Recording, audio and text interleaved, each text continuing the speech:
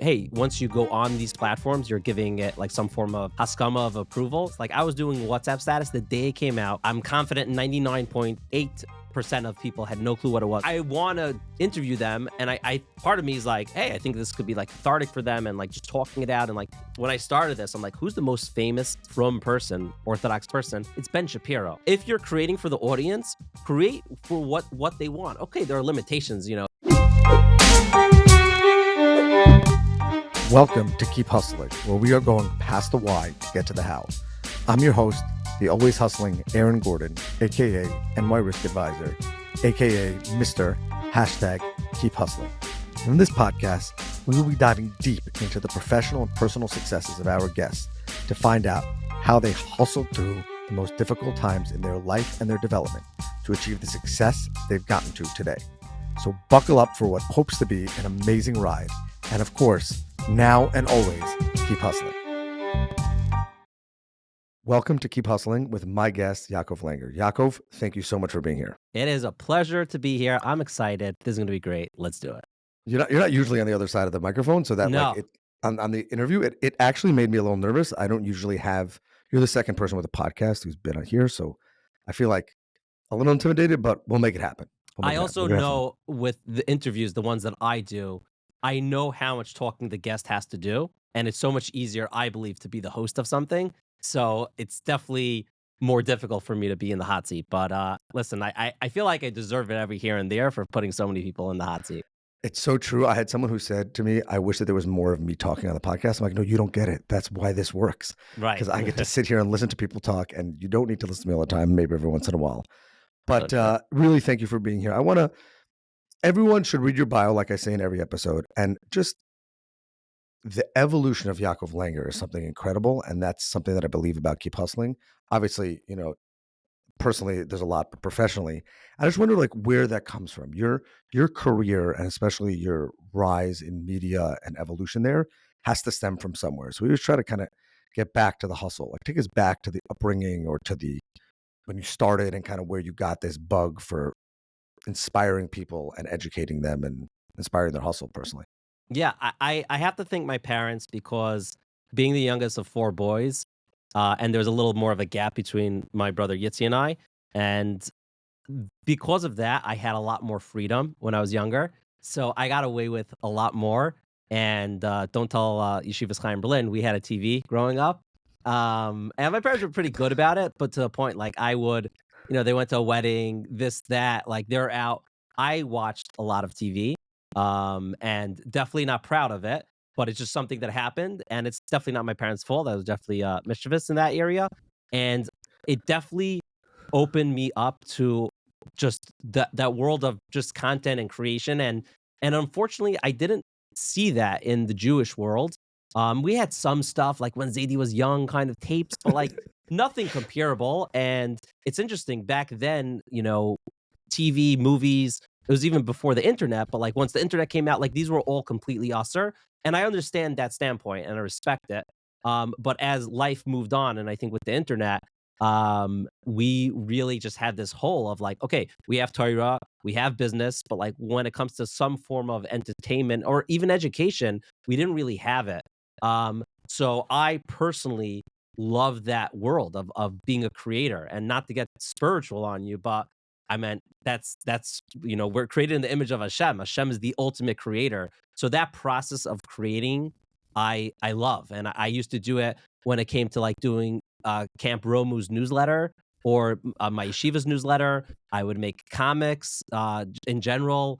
I made Snapchat stories and WhatsApp stories, and as of today, it's YouTube and podcast, but who knows what it's going to be in 10 years from now.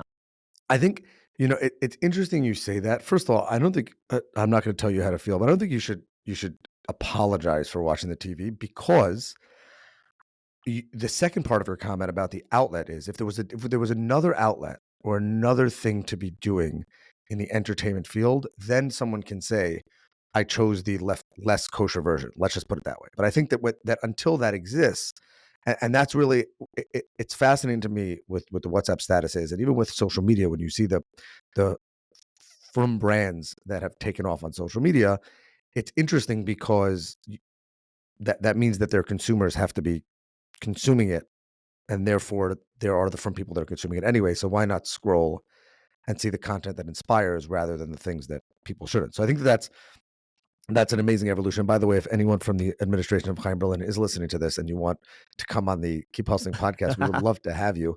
Yaakov maybe will co-host and we could talk about TVs in people's houses. But That'd I be think, great. but it, that's interesting because it was a huge void. And it's, by the way, I think it still is a huge void. I have 5 kids, and obviously there's a tremendous amount of, thankfully, good kosher entertainment. But at least people are starting to realize that we need the entertainment and that people are going to consume it anyway. So if people are going to consume it anyway, you might as well be the guy who creates the right entertainment or the productive entertainment versus scrolling the rest of the stuff. So I'm glad you at least took that leap. Yeah, and I'm going to add to that I have seen, like many of us, in the past 5 to 10 years, people and organizations and just things that have rose to fame, not because they're necessarily better, they're just loud or they keep on going at it. And I think it's very scary. I understand the Rabbanim's way originally, like, hey, once you go on these platforms, you're giving it like some form of haskama of approval. But also, though, if you don't go on it, the the loved ones of the world making believe like they're great, they're the best, but like you see what they're putting out, and you're like, you're just listen, if someone just runs out and in a cow costume, people are gonna look at them. So like people are getting a lot of attention and people are just subscribing to it, but it's not necessarily things that I want my kids or even myself to really see. It's so funny because people, as I'm building a brand and we have a merch brand, and we're doing all this stuff that we're trying to build at Keep Hustling. People are like, you need to get more into memes, and I can't get myself to do these things that make no sense, that make people look like idiots. Like I don't get it. So maybe that's what I'm missing out on. You don't do a lot of it, so I can say that to you. I can't say that to a Mhm. lot of people who are into social and doing things like that. But I did. There are 2 things I think in what you brought up that are interesting. One is, did you fear the backlash of being the guy or one of the pioneers that was trying to get this type of stuff out there in the podcast? And by the way, I do want to talk about the fact that you don't shy away from taboo topics in general, in your podcast and in your network. But also, how did people initially react when you said, like, I want to do this? I want to do the media thing. I want to inspire others on a platform and in a way that nobody thought was possible before. Yeah, it's a good question. I think it was very gradual. Like, my introduction into, I guess, media was very Heimish. It was, using Instagram stories and Snapchat and WhatsApp status. Like, I was doing WhatsApp status the day it came out. I'm confident 99.8% of people had no clue what it was for the first, I don't They know. couldn't even get to it. What do you mean? They Nobody knew didn't, how to get there. no one even knew what it was. But like for me, it was like, oh, this is in a way a more kosher version of Snapchat. So it started very gradually. I think I was a little nervous, once I started doing the podcast and all of that. But also I think I saw the opportunity because just looking back at my childhood and then, I grew up before the internet and while the internet came out. I guess the internet came out before I was even born, but like it wasn't really in It practice. was I think dial up. It was dial up. it was dial up. I remember when that process was. So like that's not the same internet we have today. So I knew that there was tremendous opportunity, and like it's funny. I remember I was in Eretz Yisrael, and for a year I went to Aish for a class every day. I mean, I was in Rabbi Centers, but I still went there during lunch. And Rav Gav was there, and I remember reaching out to Torah Anytime at the time. This is I don't know, in 2013 maybe, and their process for accepting people to Torah Anytime was rigorous. They didn't. Again, it was a newer platform. Them, I don't know when they started, and obviously they're amazing, and they're at the forefront of Torah online for sure. And it was like a hard process to even get Rav Gav on Torah Anytime. Like today, it's like he's one of the staples there.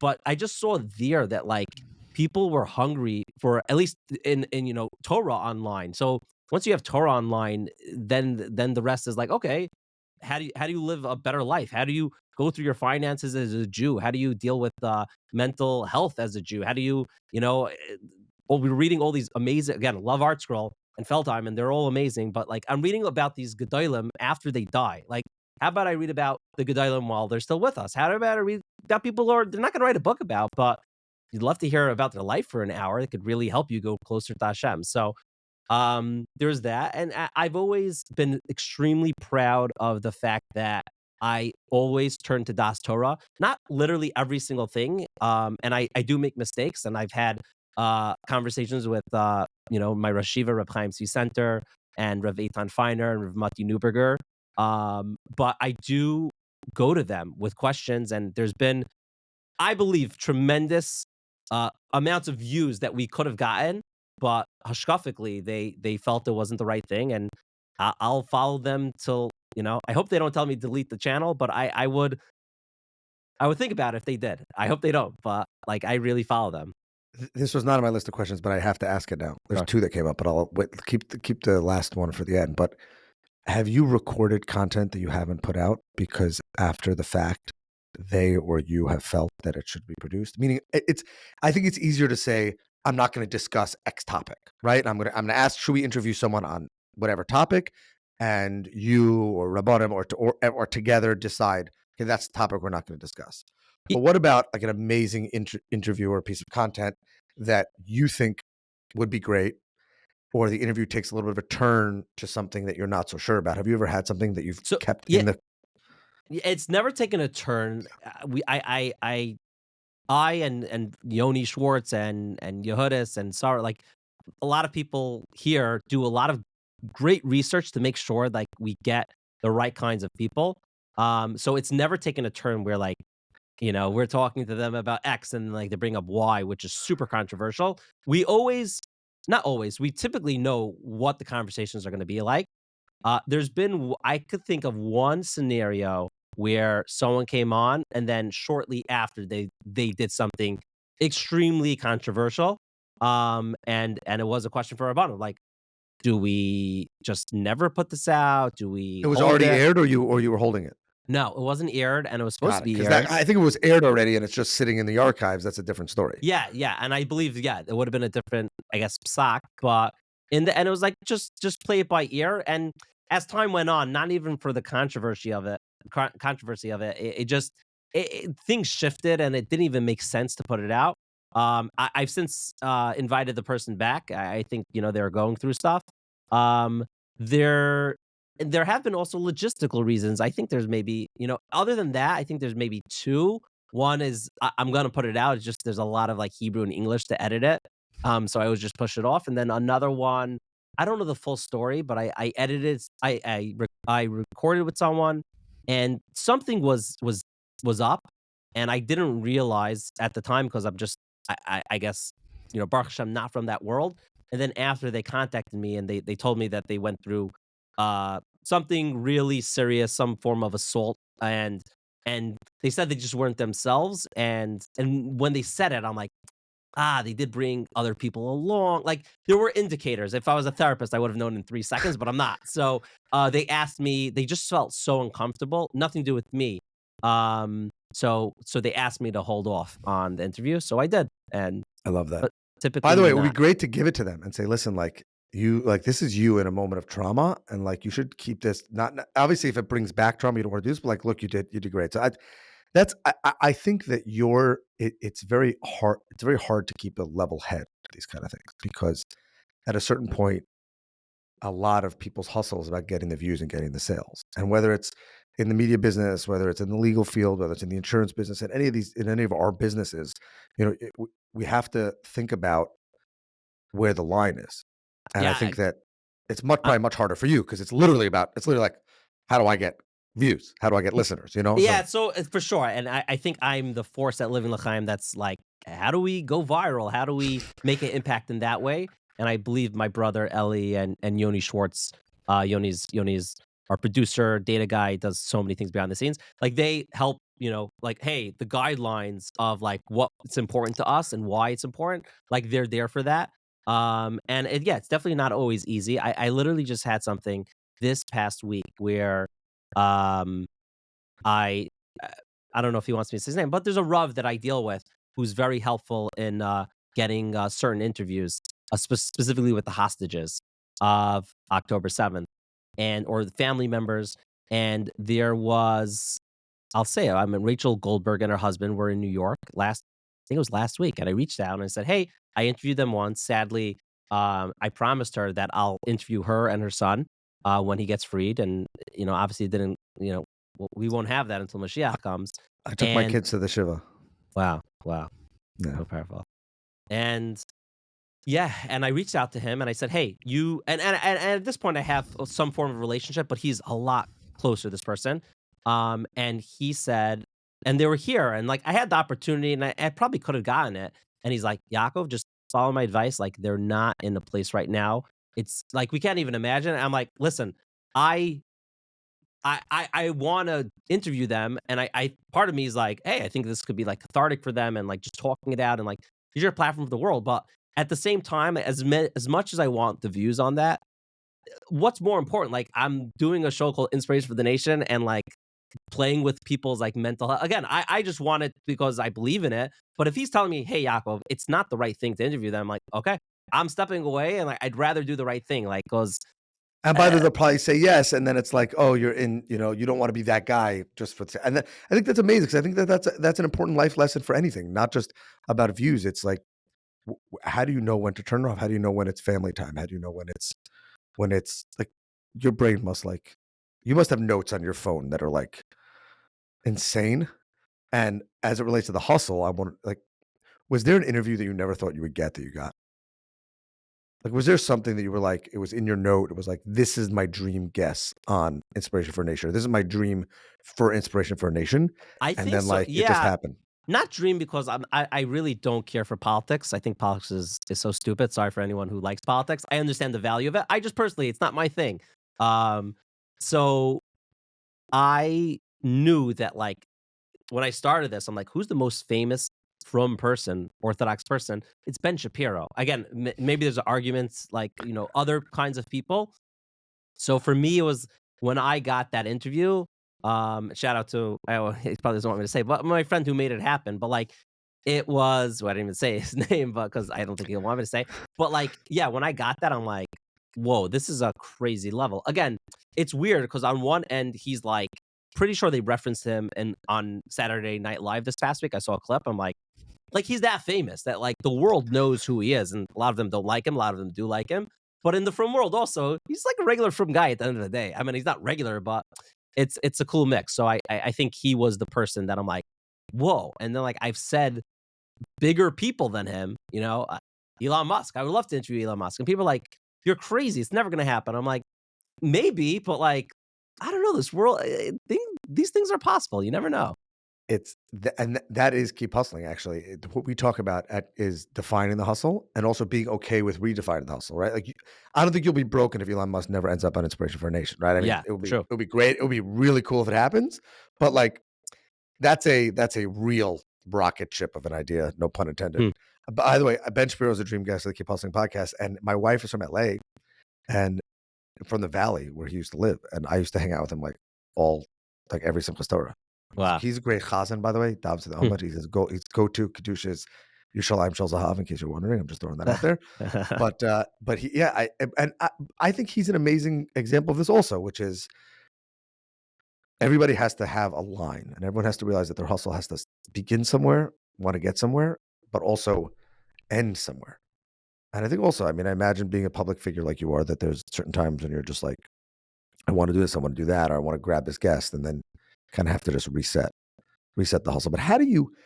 I mentioned this before we went live. I have to ask you, your platform, different than almost every other platform I follow, is constantly evolving and adding. And it's not just Inspiration for a Nation, and it's not just Kosher Money. It's the shows just keep evolving, and from the outside, it looks like a natural progression. Like, oh, of course, I'll have a show with you know about money because it came up in an episode and you decided that you would run with it. But how do you keep that organized and figure out which direction to go in to also not go too far off of what you're trying to achieve?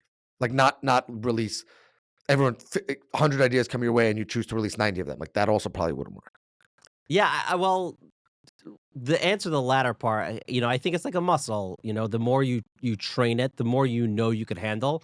So, you're seeing this guy who's lifting weights when it's 250 pounds. He didn't start there, so he knows. On Tuesday when he lifts 250, the next day he could push it to 254. I don't know how weights work. Clearly, I mean, like, it's You not look a thing here. exactly.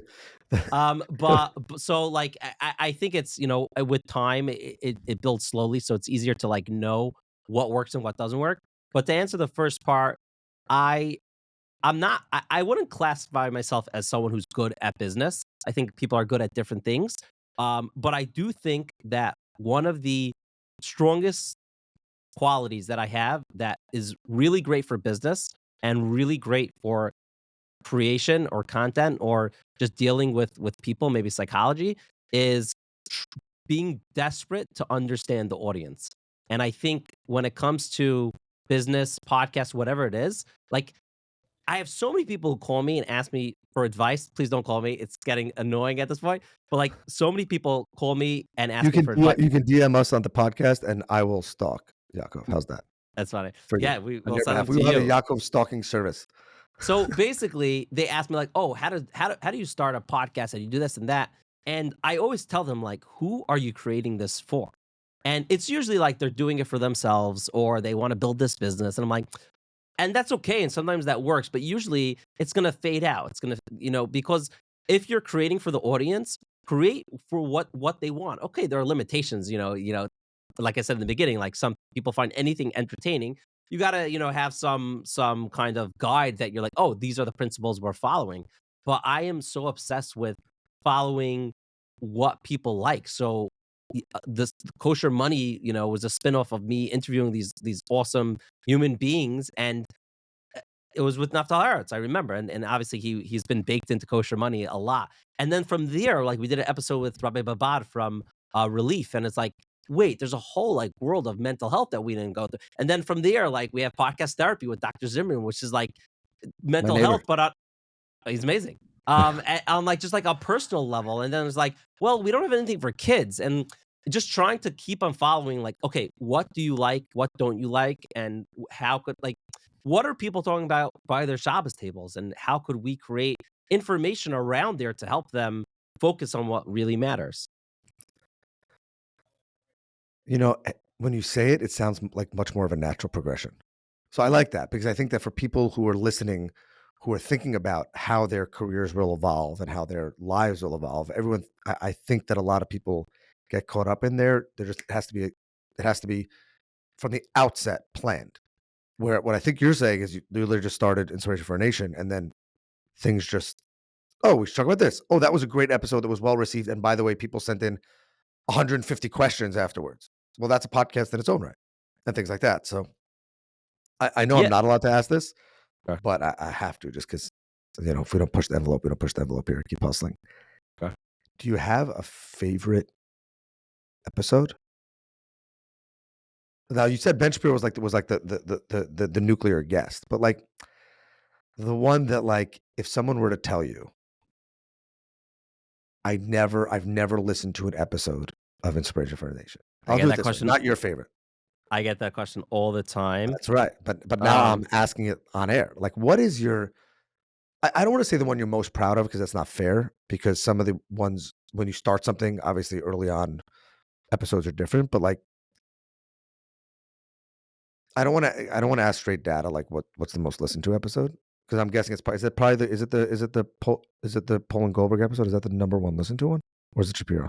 the answer is I don't know. I don't think it's either of those. But I don't know the answer. Like, it's like I interviewed the son of Hamas that has, I don't, Oh, last I that was a checked crazy episode. I last forgot I about checked, that that one. has like 600,000 views.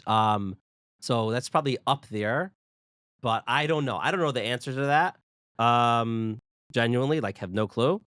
Like, I guess I'm, like, looking through my episodes. My question back to you is, like you said, you have 5 children. Which of your 5 kids is the favorite one? It Okay, there's so that's 1 second. So here's what I would say. yeah, That's fine. First of all, we started the episode by saying I'm the interviewer here. You're the interviewee. I Okay, this know, is I know. not how this is going to work. But It's my show. the I'm just question's an kidding. answer. But to answer your question, I could lie and totally make up one and give you, like, an emotional, amazing story from it, or, like, how that led to a shidduch, or that led to the birth of a baby that was never gonna come. Like, I have crazy stories like that, but genuinely, my answer is not like, I don't have one. Like, I get obsessed with, like, I put out an episode sometimes, and I'm like, I'm so proud of it, and I tell people to go watch it and listen to it genuinely, because 'cause I'm like, "This really touched me, this really moved me." But it's shift. It's such like a moody thing. Like Okay, I'll change the question. Fine, I'll change the question. How's that? Because today, you're not who going is to my answer it. favorite episode? No, no. The has there been, and don't tell us which one, but this directly relates to your hustle and keep and the way that you keep hustling, keep going. Has there been an episode or a part of the network and show that you've put something like a lot of heart into, thought it was going to work out, and then it did? Like an episode that you thought was going to perform extremely well, and then it didn't. And then how do you recalibrate your brain to what's going to work or what's going to continue to work Yeah, so after that? it goes both ways, because at the end of the day, I'm not a Navi, and I'm not a prophet. I don't really know what people actually want. It's just trying to figure it out from having conversations or seeing comments. So it goes both ways. There are sometimes episodes where, uh, I'm like, oh, this is gonna get 100,000 views, easy, and it gets 30,000 views. Or the opposite. I'm like, oh, this will get. I don't think people like it's gonna get like 20,000 views, and it gets 200,000 views. So there is some unpredictability. I don't mind saying the episode, because I'm very proud of it. There was an episode with this woman. I think she's 93. She became from at 90 or something. I don't remember the exact story. She lives in Baltimore. I saw a video. It was very viral, and I'm like, she's the loveliest, awesome person. And like, whoa, for someone to be able to change her entire life to keep Shabbos, keep kosher at 90, like it's great. Like that's like she belongs in like the Torah, you know? Right. It's crazy. And I was confident it was gonna do so well, to the point that like I barely ever travel now for podcasts. And I'm like, I'm going to Baltimore. I went with Ari, shout out to Ari. And we went, made a whole day out of it. Then we came back. And I don't remember the audio for sure. I barely ever check the audio. But the video, I can check right now. Um I don't remember exactly. It got like 20,000 views, 25,000 views, and I was confident it would do way more than that. But I also like take a step back, and I'm like, don't like yes, if you when you have hopes for whatever it is, like let's say it's business, you're like hoping to make $1 million on a deal and you make $100,000. Again, it's not ideal and it's a letdown, but like, bro, you just made $100,000. Like I got 20,000 people plus I don't know, 10, 20, 30,000 people to listen to it. Like that's crazy. And I got so many nice comments. So I And I did something that I'm proud of, and I did something the right way that I'm proud of that I wanted to do. Right. That's where I think people often get lost, is that they get caught up in the numbers and things like that, and they don't say like, okay, so you thought it was going to get 100,000, but it didn't. It's not a waste of a day. It's not a waste of time. You still have this interview that you're proud of. It still probably inspired you in some way. It I wanna share a impacted you. moment. I wanna share a moment based on what you're saying. I just shared a clip last night. It's from Shark Tank. It's this farmer who has this, like, tree company, and essentially he's doing very well, but he needs some money to do even better, and I don't remember the exact details, and he's telling the sharks that he charges, I think, $5 for it or $6, and he makes $1 off each one, and all the sharks are like, you could charge, like, $12 for it," and he's like, "Yeah, but these are farmers, they can't afford it," and they're like, "No, no, but the ones that could, like, who cares? Like, you'll make so much money." He's like, "Yeah, but what about the farmers?" And basically there was one of the sharks, I don't even know which one it was. He's like, "I love what you're doing. I love what you represent, and I'm gonna invest in you, and we'll keep it the way you want it to be." And I saw like a stat, like his company's now worth $100 million, which is not even the moral of the story. Even if his company went bankrupt, I think there's so much like we're you listen to Kosher Money or you just live as a Jewish life, like we are so bombarded with how much things cost, no matter where you live. I don't care if you live in New York, out of New York, it's expensive and it's hard and it's difficult and it's not our, we have to make money to support our family and that's so important and it's holy, it's a mitzvah, but also to be grounded on like, don't get lost in, and I don't think it's a steer to what you're doing. Like, don't get lost in the hustle of it, like, why are we doing this? And like this farmer for me was like, I look up to this guy. Like that's what it's about. It's like, hey, he's creating a product. Yeah, he's making $1 off it. And he's making good money. He said he's making I so made $7,000 the other day. Like, are you having your business to make money? Are you doing everything you're doing to get attention? Or like you're really trying to be like Hashem, be a creator, put out and make this world a better place? 100%. And I think that's, and by the way, that is not, that is right on what Keep Hustling is. Keep Hustling is Sure. about defining a person's, everyone, I get the comments I get most, which are people who hate on hustle culture. And I say that I'm actually trying to build a whole different hustle culture, and that's figuring out what a person's hustle is and what they're, and just Mm. as if a person keeps doing what they think is right in the right way, then that's how they get their hustle going. So I will say this has been, gosh, this has been awesome. I feel like I really flipped the tables here, and I feel like that anyone who's listening can appreciate, hopefully now, the amount of work that you put in, the effort and the thought, and be inspired by another person. I feel like you should need to do an episode of Inspiration Nation, like flip the script, or then get your brother interviewed. But we'll do that. I'll reach out to him. We'll figure that out. We'll get him to Yes. pressure you. As you know, we end every episode by asking our guests to leave us with their favorite inspirational and motivational quote. So with that, I'll say, really, Yaakov, thank you again for taking out of your busy schedule. Thank you for letting me interview you, which I know is rare. Thank you for being here, and the floor is yours. Okay, thank you so much. So my favorite quote is, it's gonna sound very egotistical because it is. It's a quote by me, but it's not really by me. It's a quote by Walt Disney that I modified for me, and for me personally, it means everything. Walt Disney said, "We don't make movies to make money. We make money to make more movies." And I changed it, kind of like did Michael Scott here, but I also like changed it. He just quoted it, Wayne Gretzky. So I changed it to, "We don't make podcasts to make money. We make money to make more podcasts." And I want to blow this up. I want to put it in the studio. I want to put it in my office. And I just want to keep on seeing that, living it, and doing it. Well, we hope you keep hustling because we love what you're doing and we love the content. So thank you again. Thank you. Thank you so much. This has been another episode of Keep Hustling. Remember, do well by doing good. And of course, and always, keep hustling. All right, hustlers, that brings us to the end of another fantastic episode. Thank you for listening. Be sure to subscribe to our podcast so you never miss an episode. If you have any suggestions, comments, or even just want to say hello, please feel free to reach out to us on all social media platforms. We are Keep Hustling Pod. Until next time, stay curious, stay hungry, and keep hustling.